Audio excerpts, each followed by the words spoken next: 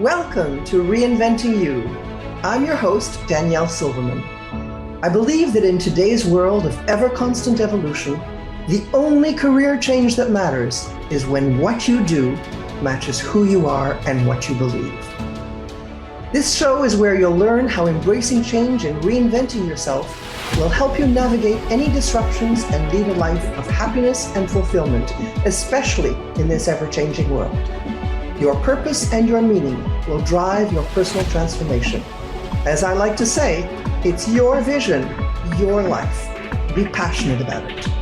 Reinventing You starts now. Hello, everyone. Welcome to Reinventing You, a show about everything career-related.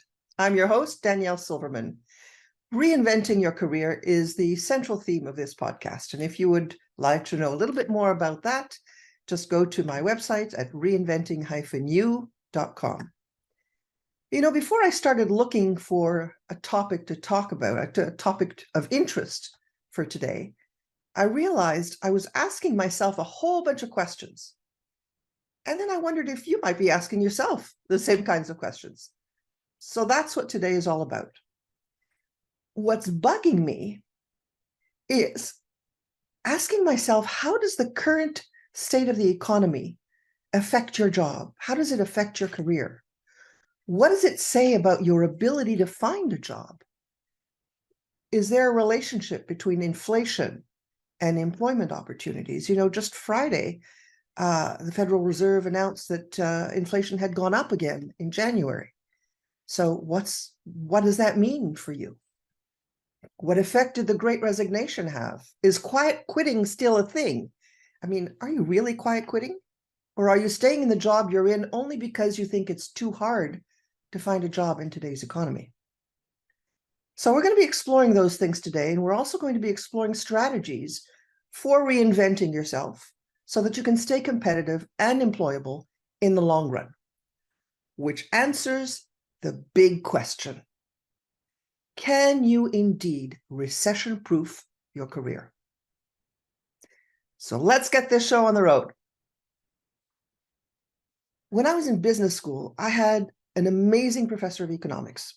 And, you know, the subject isn't really my focus or my specialty, but he somehow managed to make things come alive for me. And I remember this time as being one that when I first understood what business was all about. One thing that stood out for me was something called the Phillips curve, named after the person who first identified it. It states that inflation and unemployment have a reverse correlation. In other words, they work in opposite direction to each other. When inflation is high, unemployment is low, and vice versa.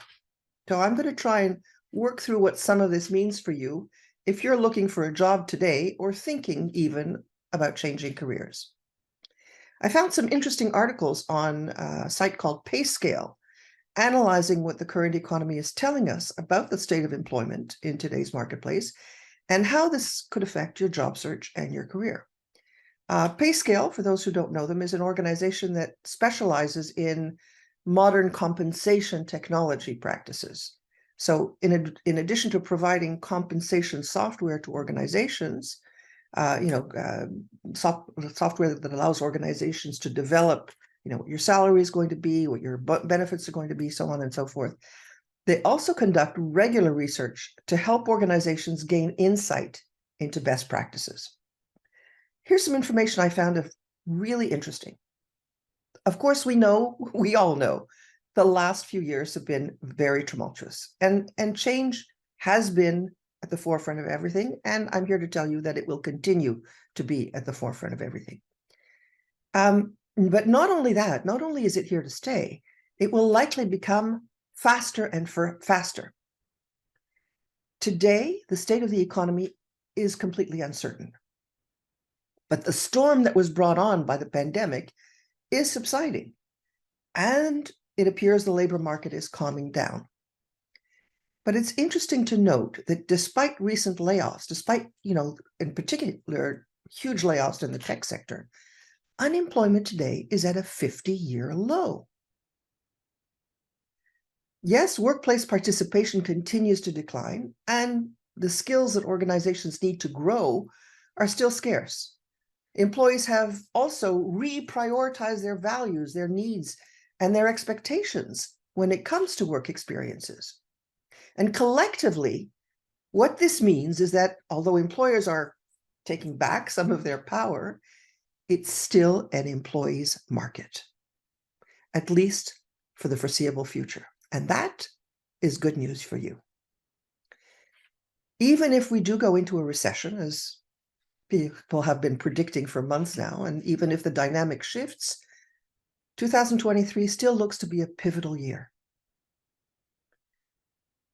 Many organizations, according to PayScale, have gotten themselves into trouble by not revising their total rewards program during the pandemic, or by putting things in place to maintain pay equity during the Great Resignation that followed. And so organizations seem to be navigating really choppy waters without a compass. Some companies overhired, some companies overpaid for talent. They ran into pay compensation problems. They contributed to a culture. They contributed to the culture where quiet quitting was the only option for employees who felt unrecognized and insufficiently rewarded and or burned out. You may remember that in previous podcasts, I talked about the challenges between employer and employee priorities. And while inflation is still high, pay increases are projected to be higher than previous years. And employees continue to expect pay equity, as well as more attention on total rewards and benefits. So 2023 might feel relatively calm in comparison to the chaos of 2020 and the competition for talent during the Great Resignation. But that also makes 2023 the year for organizations to hone in on compensation strategy, to reinvent the employee experience, and to differentiate their employer brand. Because it's a very competitive market out there. So, despite new layoffs in certain sectors, 60% of organizations feel that labor challenges were greater in 2022 than in previous years. And that looks as if it's going to continue into 2023. Employees are feeling the economic pressure too. Voluntary turnover has dropped from 36% last year to 25% this year, which sort of indicates that employees are beginning to think twice before jumping ship. The state of the economy today in 2023 is as uncertain now as it was in 2020, but for different reasons. Although the job market is cooling from the hyper state in 2021 and 2022, job openings remain elevated, as do quit rates. I mean, 25% is still pretty high. And this suggests that we're still in a very, very competitive talent market, although it does vary by industry. Around the world, central banks have been raising interest rates to try to control inflation, but those interest rates have been comparatively low in recent decades and almost non-existent in the years following the quote-unquote Great Recession of 2007 to 2009 and the COVID-19 recession of 2020. But they've gone up sharply in 2022. What we do know is that the labor market is strong, despite massive layoffs in the technology sector. And the most recent report of the Bureau of Labor Statistics and Job Openings and Labor Turnover Survey, that's a very long name, so they shortened it, they call it JOLTS. That most recent report came out in January this year. It puts unemployment at 3.5% for December 2022. And that's a decrease from 3.7% in November. Do you know that the average unemployment rate percentage between 1948 and 2022 was 5.74%, which is actually considered relatively normal. So an unemployment rate of 3.5% is very low. That means there are very few people who are unemployed. Now, there are many different ways of looking at this. I won't bore you with all of the details, but what it's saying is that the current state of the labor market is sound, even though there are talks of more layoffs. So what it's saying also is that layoffs have not affected unemployment. It's a very odd situation because interest rates are high, but they're not hugely high. So maybe the fears of a recession are more emotionally driven than data driven. Organizations may be taking the opportunity to lay off poor performers and improve metrics. Maybe that's all that's happening. And I don't think quiet quitting is going away. This is a concept that gained worldwide attention last year as employees discussed, hustle culture, burnout, lack of tangible rewards for going above and beyond their jobs. I actually recorded a podcast last September about quiet quitting and the Great Resignation. PayScale also produced a 2022, this is very interesting, a 2022 end-of-year hot jobs report based on wage growth, because obviously that is their bailiwick. This is what their bread and butter. They talk about wages, they talk about compensation in general. But they predicted which jobs would be the most recession-proof, which is our big question. Can your career be recession-proof? And they also based their suppositions on data that was reported by employees about which jobs they were most likely to quit. So hold on to your seats. These are the 10 recession-proof jobs that PayScale found. The first is waiter or waitress or server. And you all know food and accommodation was one of the hardest hit industries during COVID-19 pandemic. And restaurants haven't had an easy time ramping back up. But while many people held on to their service positions, many of them were let go and they had to find jobs in other industries. And a lot of them didn't come back. So there's a labor shortage. And that labor shortage has driven up wages for servers.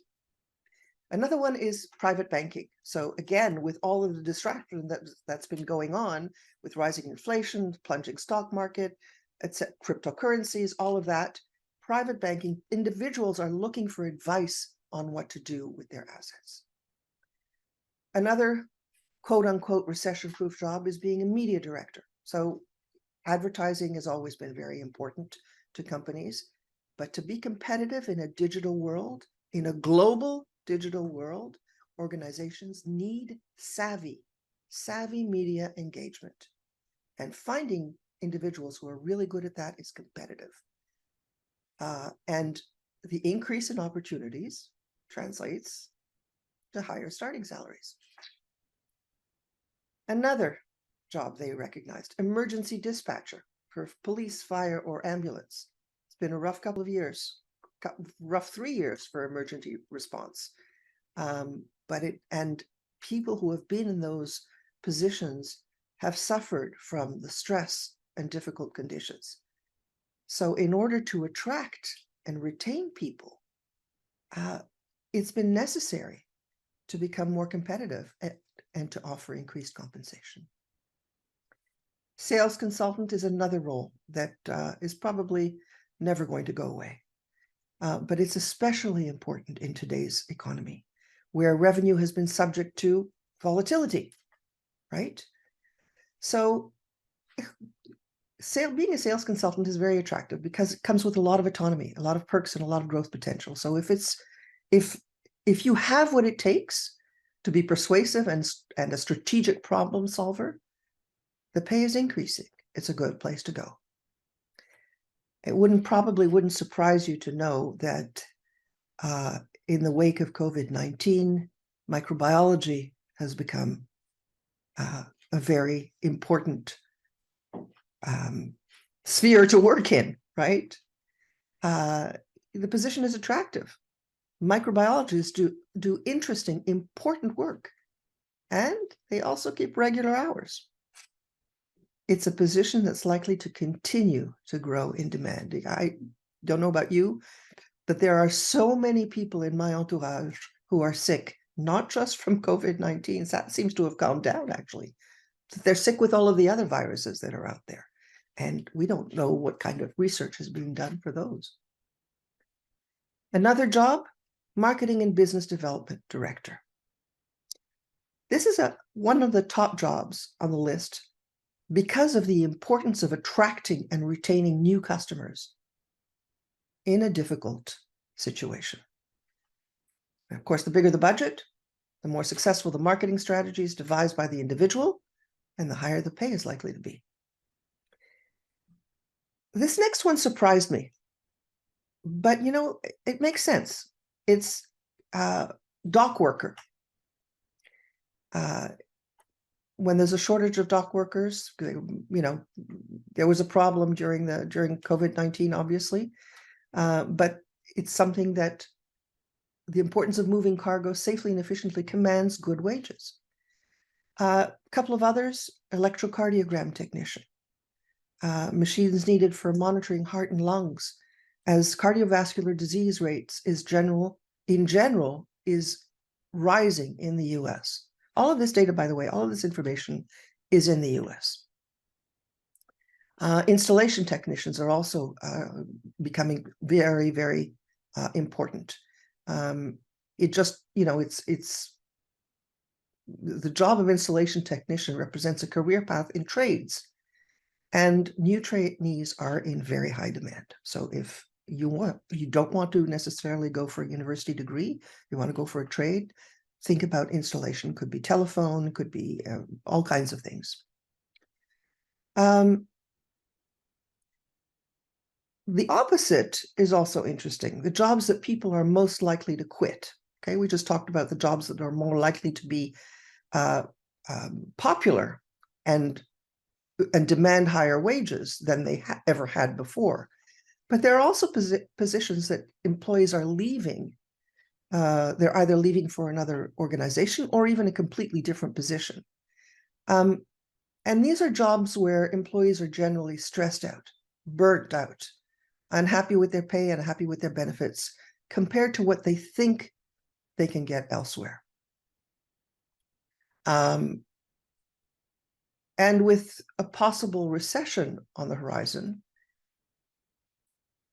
you may hesitate to leave an established position for an unknown future in another organization, but engagement is still an issue.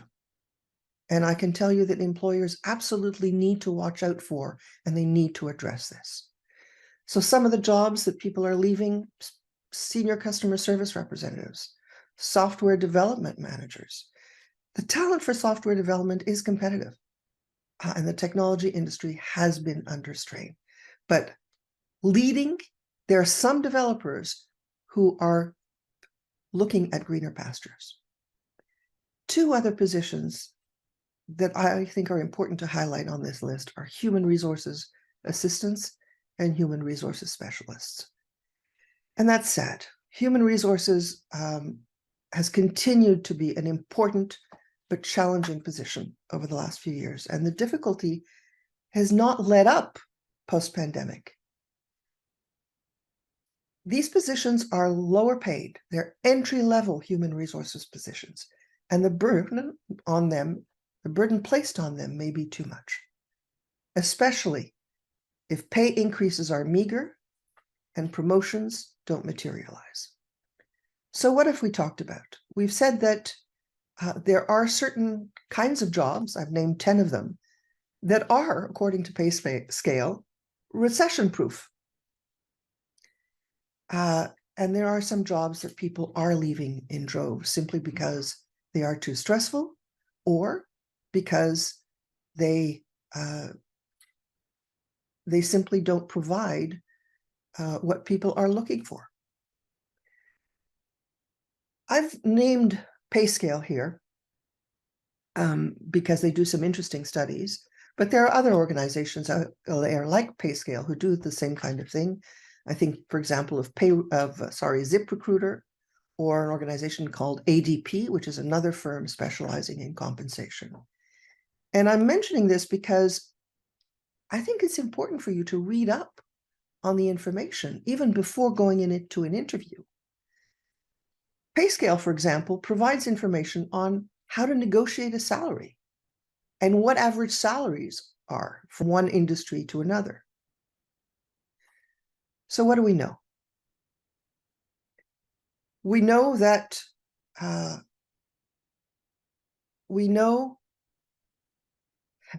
economy is changing. It's constantly evolving. And we know that the job market is no exception. It's also constantly evolving. So we have to stay up to date. It looks on the surface as if looking for a job or wanting to change careers is not as difficult as one would expect. However, there are some things that we're going to need to pay much closer attention to. So I'm going to be talking about that when we come back after the break.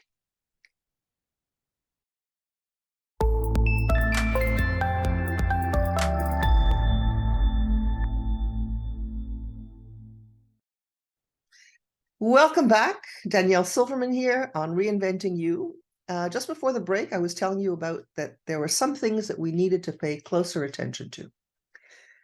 The economy today is marked by three, well, probably more than three, but three important rapid changes in the areas of technology, globalization, and what we call shifting cultural and societal norms. And these three things have a significant impact on your job and your career. So I thought we'd look at them one by one to determine what you can do, what they are, why they're important, and what you can do and use them to stay competitive. So the first one that's affecting the job market today is the rise of automation and artificial intelligence, otherwise known as AI. It's being called a trend. I'm not so sure it's a trend. I think it's something that's here to stay. And it's a small view, because I think it's going to just explode at some point. It's already exploding, but it's going to be much bigger than it is. It's a view into what the future will look like, the view of the world that we will be living in, or that the next generation will be living in. In any case, at the moment, it is disrupting the job market. In the past 2 weeks, I think I've received 3 invitations to attend a workshop on the effects of AI and ChatGPT, how to use them to advantage. And while AI and automation have already affected many, many jobs, particularly the manufacturing sector, it's not all bad news. There are many new opportunities that are being created in fields like data science, cybersecurity, and just AI development. These fields require specialized skills and knowledge that are in high demand. And people who have these skills can command higher salaries and enjoy significant job security. But that's not all. Artificial intelligence and automation are enabling people to be more productive and efficient because they can automate repetitive tasks. They can analyze large amounts of data and make more informed decisions. So why does this matter? Because if you don't have to deal with the analysis or the huge amounts of data and the repetitive tasks, unless you really, really, really enjoy that, this can lead to increased job satisfaction and improved work-life balance because you're able to focus more on creative tasks, high-value tasks. So it's important for you to be proactive about developing your skills and staying up to date with the latest technology trends if you want to stay competitive. And that doesn't mean that you have to know the insides and the outsides of all of this stuff.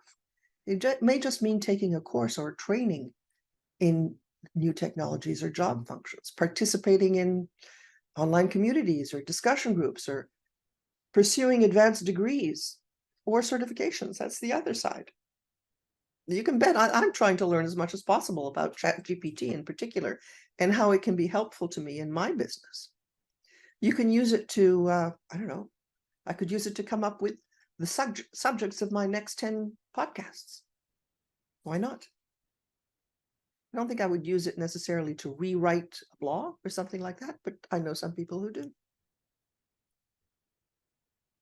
So artificial intelligence is disrupting the job market, and the effects are likely to be felt for many, many years. And that's okay.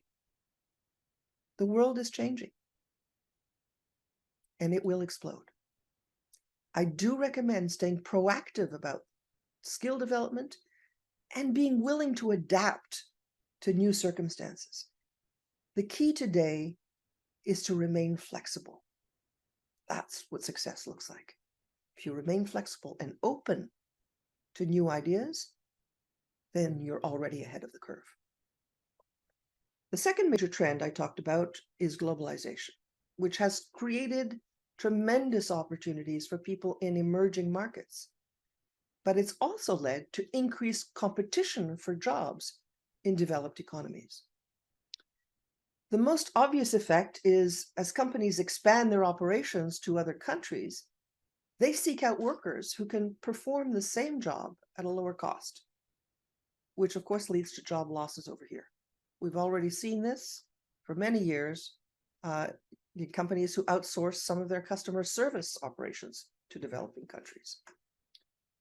But globalization also creates new opportunities to find employment in other countries or to sell goods and services to a global market. So how do you remain competitive in a global marketplace? Well, first, it's important to develop skills that are in high demand globally. So these include digital and technology skills, the ones that continue to transform the way we work and live, right? People who have digital and technology related skills are in high demand. So these could be software development, data analysis, cybersecurity, artificial intelligence, machine learning. Another skill that's really important is language, obviously, and cultural skills. Because as companies expand their operations to other countries and seek to reach new markets, people who speak multiple languages or who have expertise in a specific culture can help these companies better understand and navigate the local market. And leadership and management skills are also in high demand. Because as companies move their operations or expand their operations to other countries, they need leaders who can effectively manage cross-cultural teams and navigate, different regulatory environments. And believe it or not, this one is my favorite. Creative skills are also very much in demand. The global economy is more focused on innovation and creativity. So people with creative skills are also in demand. And these include skills like graphic design, writing, marketing, product development. And it probably won't surprise you to know that with an aging global population and the increasing prevalence of chronic diseases, people with skills in healthcare and life sciences are also in tremendous demand. So that could be medical research, nursing, pharmaceutical development, biotechnology, all of that. And in addition, if you have strong communication, problem solving, and critical thinking skills, you're way ahead of the pack. Because soft skills are more important today than ever before in almost any industry. These soft skills will help you to succeed in a wide range of roles and environments. Strong communication, problem solving, and critical thinking skills. So the first thing you need to do is to be able to showcase these skills, if you have them, or develop them. The second thing that's important is to actually seek out opportunities to work for global companies. You don't think about that, but if it is an area of interest to you, go look for it. Don't just wait for it to come to you. Actually, I'm going to be talking a little bit about that next month. Another thing you can do is to collaborate with other people from around the world. Sharing knowledge, sharing expertise, to create new solutions, new ideas.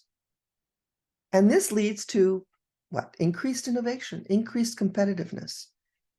And as people are drawn to the strengths and perspectives of others from different regions and different cultures. In the reinvention world, we call this co-opetition. It's a smushing together of the words collaboration or cooperation and competition. We don't look at competition as winning to stay on top. The idea instead is to collaborate with your competition in order to make the world a better place for everyone. Co-opetition, remember that word. Collaborating with your competition in order to make the world a better place for all. And finally, if you are interested in the global world or the global context, there are so many resources out there that help you take advantage of programs that help you stay competitive. Government, non-governmental organizations that offer training and education for people who want to develop new skills or pursue advanced careers. So let's see. We looked at the state of the economy and its effect on job wages, the top 10 recession-proof jobs, and the rapid changes in areas of technology, mainly AI and globalization. The other major change that is having a significant impact on jobs and careers is the fact that cultural and societal norms are shifting, thereby changing expectations and requirements for people in different industries and different job functions. So, for example, when we talk about changes in workplace culture, well, as cultural and societal norms change, so do the expectations change. Younger generations enter the workforce. There's an increasing emphasis on workplace flexibility, work-life balance, and a sense of purpose or mission, which is at the core of what I do. What is your purpose or mission? What is it that you want to do with your life? What is your vision of the world? And all of these things can lead to changes in the types of benefits and perks that companies offer, as well as changes in management styles and the way work is structured. As a society becomes more diverse and inclusive, there's an increasing focus also on ensuring that workplaces are also diverse and inclusive, which in turn leads to hiring practices, changes in hiring practices, changes in training programs, and policies to ensure that all employees feel valued and supported. And speaking of training, as the job market becomes more competitive, there's an increased emphasis on education and training. At the same time, there's also a growing recognition that traditional forms of education may not be the best fit for all employees. In fact, I'd venture to say, it's not in the scope of this podcast, but I'd venture to say that the system of education in general needs changing. But as a result of this, as a result of recognizing that traditional forms of education may not be best, there's an increasing emphasis on alternative forms of education. Online courses, boot camps, apprenticeships, shadowing people. And we also are becoming more focused on social responsibility, of course, on environmental sustainability. There's a much bigger emphasis today on corporate social responsibility and sustainability in the workplace. And this leads to changes in the types of products and services that companies offer, as well as changes in the way companies interact with their community and with their stakeholders. So shifting cultural and societal norms can have both a positive and a negative impact on your job and your career. It can lead to new opportunities and changes in workplace culture. And this can also lead to new challenges and new requirements. So in order to stay competitive and successful, again, in this rapidly changing landscape, you have to be able to and willing to adapt to new norms, new expectations, and to continually develop your skills and your knowledge to meet the needs of a changing world. I'm saying this over and over again. It cannot be a surprise to you anymore. We are living in a rapidly changing world, and that world is changing faster and faster.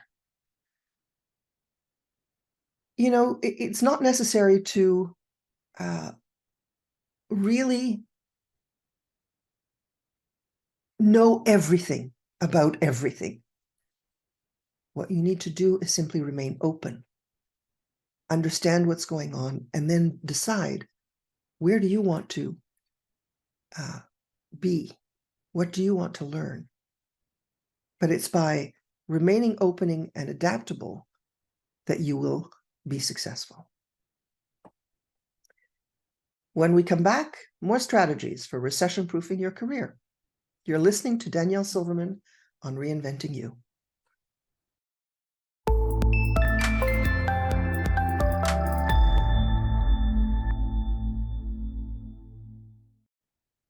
Welcome back to Reinventing You on Transformation Talk Radio. We've been talking about how to recession-proof your career. Is it possible to recession-proof your career? And now we're going to be talking about what kinds of strategies you can use. Now, I've been saying that we're living in a turbulent world where the economic landscape is having a tremendous impact on your job, on your career. And because of that, it's essential to remain proactive and strategic in your career planning. And one of the most effective strategies for recession-proofing your career is to reinvent yourself by developing new skills. You can also explore new roles, new industries, take advantage of new opportunities. So let's take a closer look at what some of these skills are, what the ones that are in most demand today. I talked a little bit about this before: digital literacy, the ability to use digital tools and technologies to access, to evaluate, and communicate information. I said earlier, strong communication skills are essential. Well, in today's world, that means digital communication. Means using social media for marketing, or developing proficiency with project management software. Very different things, but both have to do with communication, both have to do with the digital world. Data analysis is another one that is in very high demand in many industries, including finance, healthcare, marketing. Back to communication, cross-cultural communication. I said it earlier. The ability to communicate effectively with people from different cultural backgrounds. Particularly important with globalization and with increased diversity. It's becoming a skill. Cross-cultural communication is a skill that's becoming increasingly important. So if you speak a second language, or if you understand the cultural differences in communication styles, absolutely put those forward. Some of these other things are soft skills. Adaptability, the ability to remain flexible and open to change in face of shifting circumstances, is absolutely essential to success today. So what does that mean? Could mean that you learn quickly, or that you are open to new ideas and perspectives, or that you're able to work well in a variety of settings, in a variety of team settings. That shows adaptability, flexibility. It's a soft skill that is in high demand. Another one is, I guess could be called a soft skill as well, is entrepreneurialism, the ability to identify and pursue new opportunities, the ability to take calculated risks, to innovate in a particular industry or field. There is much emphasis on innovation and creativity in many industries. And so this skill of being able to pursue new opportunities, to see new opportunities, is becoming increasingly important. So it doesn't mean that you're going to become an entrepreneur, but your ability to see those new opportunities within the organization in which you work is very important. So these are just some skills that are in demand in today's economy. And you'll notice that most of them are soft skills, which most organizations didn't used to pay attention to. They are paying much more attention to them now. What's also important is seeking out new opportunities. I said before, don't wait for the thing to come to you. You have to go out and seek it. So in order to recession-proof your career, it's essential to be open to new opportunities, even if they're outside of your current industry or job function. Maybe there are transferable skills. I'm willing to bet there are. And it also requires you to be more flexible in your job search and to consider things that are sort of outside of the box. And one reason why being so open to new opportunities is important is indeed because the job market is constantly evolving. And some industries and job functions may become obsolete over time. So if you can adapt to a new role or to a new industry, that's the key to staying competitive and employable in the long run. How can you do that? Well, you can take on temporary or contract work. If you're not working currently, that's something that you can do while you're searching, right? And build your skills in an area that you would not necessarily go to immediately. You might consider a career change. Think about something that involves possibly acquiring new skills or pursuing an advanced degree or a certification, or maybe even taking on an entry-level position just to gain experience. Think about your career goals. Are you working in an organization that aligns with your values and with your career goals? Before I talked about entrepreneurialism. Well, entrepreneurship is also an option. If you have that entrepreneurial spirit, well, maybe starting your own business is a good idea. Or maybe you'd like to pursue a side hustle. And that can provide opportunities to build new skills, as well as to expand your network or explore new markets. One that I tell my clients all the time, especially if they're looking for work and they're not currently working, because when you're working full-time and looking for work, it's a different issue. But if you've just been laid off, for example, and you're looking for work, one of the best things to do is to volunteer. Volunteer for a nonprofit organization or a community group, because that can provide opportunities to gain experience and build your network while also giving back to your community. I remember, I was in my 20s, I think, when I started volunteering in my local community center. And I had very little business or management experience up until then. I was working in a call center for an airline. What it taught me was a lot of business skills, management skills, running an organization, leading an organization, Robert's Rules of Orders, taking minutes. All of those things I learned doing volunteer work, not at work, not in paid work. So being open to these opportunities, flexible in your job search, doesn't mean you have to abandon your career path. It simply means you're willing to explore new opportunities and take some calculated risks in pursuit of some longer-term goals.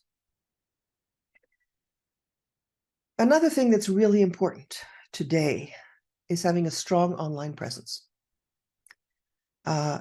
Your online presence is a representation of who you are. It's your professional brand, and potential employers and recruiters will go and look for it. More in the United States than in Canada, I have to tell you, but a strong online presence can help you stand out from the competition.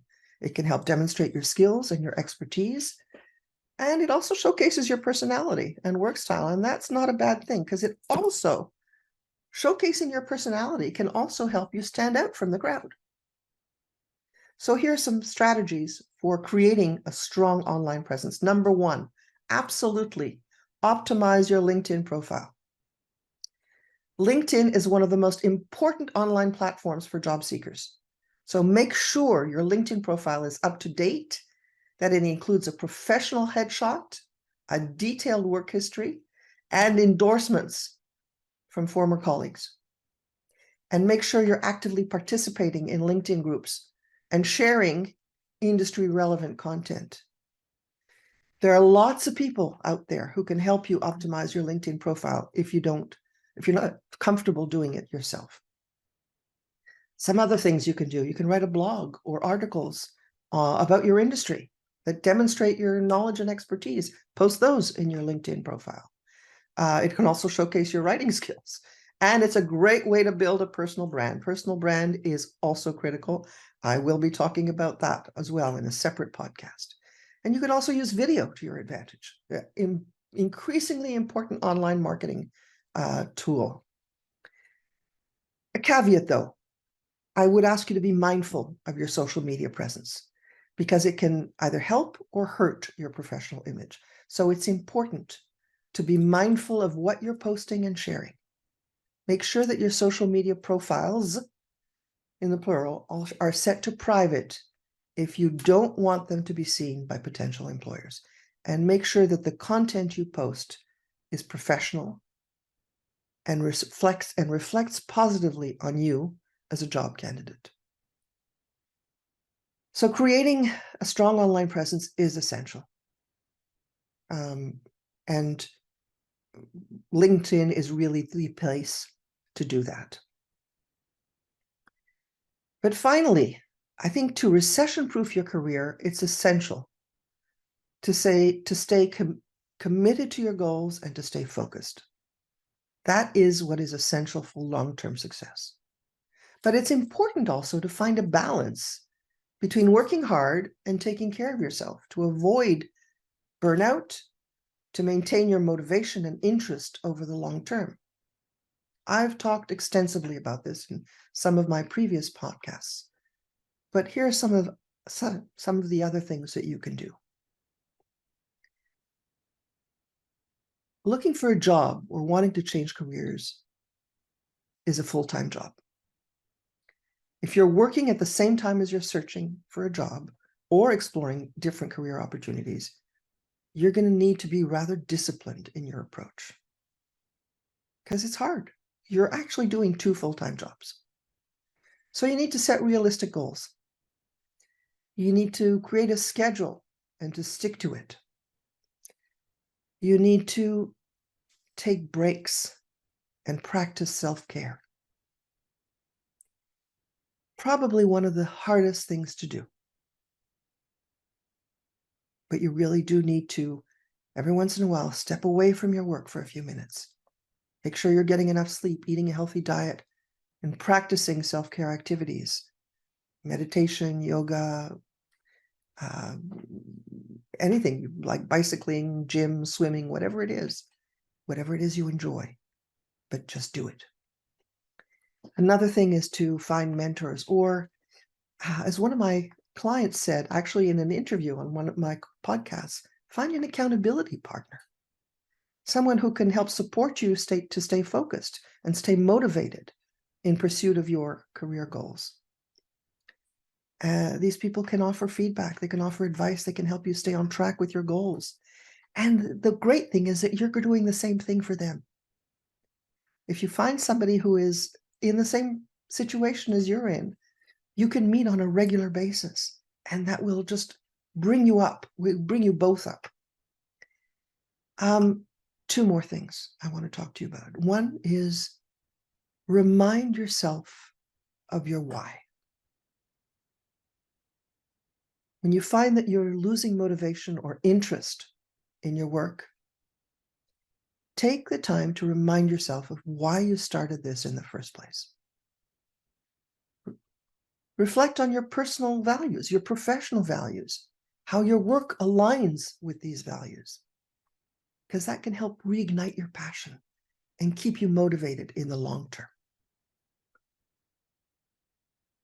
And the last one I want to talk about is networking and building relationships. Now, I know that for many people, this is a dirty word, but trust me, it is an essential part of career growth and career development.